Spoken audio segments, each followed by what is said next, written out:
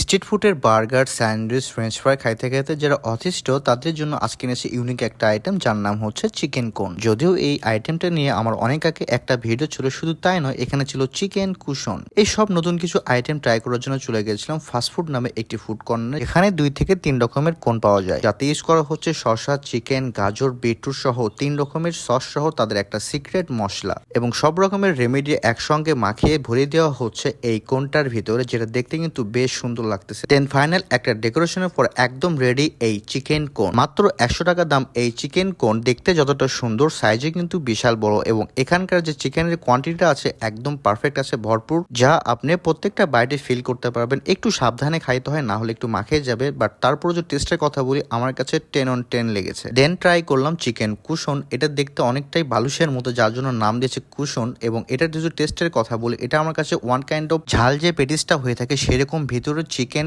এবং গাজর পেঁয়াজের একটা কম্বিনেশন ছিল, যেটা খাইতে আমার কাছে অসাধারণ লেগেছে।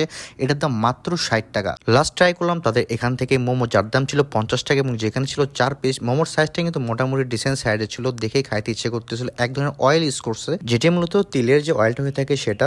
মোমোটা বেশ গরম গরম ছিল। এখন যদি টেস্টের কথা বলি, এটা আমার কাছে ভালোই লেগেছে। এখানে যে কোটটা ছিল সেটা মোটামুটি ভালোই আছে, তবে বলবো যে কোয়ান্টিটি যদি আরেকটু বাড়ানো যায় তাহলে একটু বেটার হতো। আর এই লোকেশনটা হচ্ছে আমাদের বগুড়া আইজুল হক কলেজের নতুন ভবনের একদম মেইন গেটের সামনেই।